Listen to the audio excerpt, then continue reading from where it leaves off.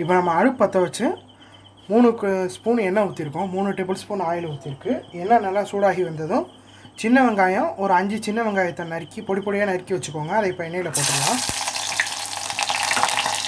இப்போ வந்து இதில் நம்ம 1 டேபிள் ஸ்பூன் இஞ்சி பூண்டு பேஸ்ட்டு சேர்த்துப்போம். சேர்த்துட்டு நல்லா கிண்டி விட்டுருங்க. 2 தக்காளியாக அரிஞ்சு வச்சுருக்கோம். அந்த 2 தக்காளியை இப்போ ஒன்றா போட்டுருங்க. போட்டுட்டு எல்லாத்தையும் நல்லா ஒன்றா கிண்டி விட்டுருங்க. இப்போ வந்து இதில் நம்ம 1/2 ஸ்பூன் மிளகாய் தூள் சேர்த்துப்போம். நல்லா கிண்டி விட்டுருங்க. நம்ம 2 கத்திரிக்காவை எடுத்து இது மாதிரி ஸ்லைஸ் ஸ்லைஸாக நறுக்கி வச்சுருக்கோம். இப்போ இதில் வந்து கத்திரிக்காவை சேர்த்துடலாம்.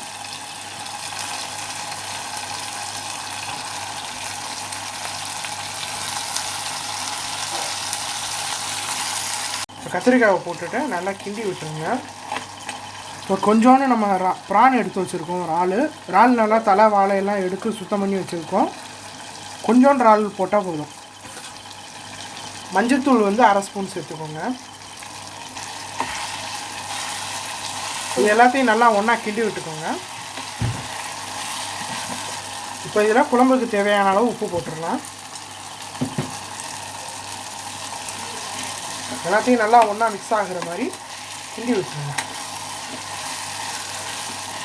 மல்லித்தூள் வந்து 1/2 டேபிள் ஸ்பூன் சேர்த்துருங்க. ஓகே, இப்போ வந்து பார்த்திங்கன்னா தண்ணி ஊற்றி வேகிறத விட இந்த மாதிரி எண்ணெயிலே வந்தால் கத்திரிக்காய் உங்களுக்கு நல்லா டேஸ்ட்டாக இருக்கும். இதை இப்போ நம்ம ஒரு மூடி போட்டுருவோம். மூடிட்டு ஒரு 2 நிமிஷம் வேக விட்டுருங்க. 2லேருந்து 3 நிமிஷம். கத்திரிக்காய் உங்களுக்கு நல்லா வெந்து வந்திருக்கணும். அது வரைக்கும் வேக விட்டுருங்க. இப்போ 2 நிமிஷம் ஆயிடுச்சு. நம்ம ஓப்பன் பண்ணி பார்த்துடலாம். நம்ம சிம்மிலே வச்சு வேக வச்சுருக்கிறதுனால கத்திரிக்காய் வந்து பார்த்திங்கன்னா நல்லா மசாலாவெல்லாம் உறிஞ்சிருக்கும். நம்ம 3 ஸ்பூன் தான் எண்ணெய் ஊற்றிருக்கோம். நம்ம சிம்மில் வச்சு வேகிறதுனால அந்த எண்ணெயும் உங்களுக்கு பார்த்திங்கன்னா கத்திரிக்காயிலேருந்து நல்லா பிரிஞ்சு அப்படி வந்திருக்கும். பார்த்திங்களா, அது வந்து இன்னும் உங்களுக்கு நல்லா பெட்டரான டேஸ்ட்டு கொடுக்கும். இப்போ நம்ம குழம்புக்கு தேவையான அளவு தண்ணி ஊற்றிடலாம்.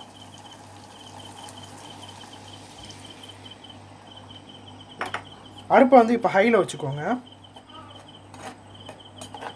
நல்லா ஒரு தடவை கிண்டி விட்டுட்டு குழம்பு கொதிக்கிற வரைக்கும் நம்ம வெயிட் பண்ணுவோம்.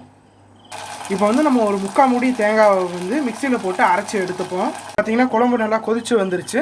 நான் 3/4 மூடி தேங்காய் அரைச்சி வச்சுருக்கேன்னு சொன்னேன்ல, அந்த தேங்காவை நம்ம அரைச்சி தேங்காய் பால் தனியாக எடுத்து வச்சாச்சு. இந்த தேங்காய் பால் பார்த்து ஒரு 1.5 டம்ளர் வரும். அதை நம்ம அப்படியே ஊற்றிடலாம். இப்போ தேங்காய் பாலை ஊற்றி நல்லா கிண்டி விட்டுருங்க. தேங்காய் பாலையும் எல்லாத்தையும் குழம்பும் நல்லா மிக்ஸ் ஆகட்டும். எல்லாத்தையும் நல்லா ஒன்று தடவை கிண்டி விட்டுட்டு இப்போ நல்லா ஒரு கொதிச்சு வந்ததும் நம்ம அடுப்பை ஆஃப் பண்ணிடலாம். அடுப்பு வந்து இப்போ ஹைலே இருக்கட்டும். நல்லா ஒரு கொதி வரட்டும். கொதி வந்ததுக்கப்புறம் நம்ம அடுப்பை ஆஃப் பண்ணிடலாம். இப்போ நல்லா சூப்பராக கொதி வந்துருச்சு.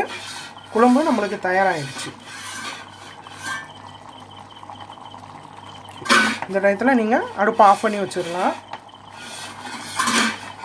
அவ்வளோதான், சுவையான இறால் கத்திரிக்காய் குழம்பு தயாராகிடுச்சு. வீடியோ பார்த்ததுக்கு ரொம்ப நன்றி. தேங்க்ஸ் ஃபார் வாட்சிங். மறக்காமல் சப்ஸ்கிரைப் பண்ணுங்கள். பாய் பாய்.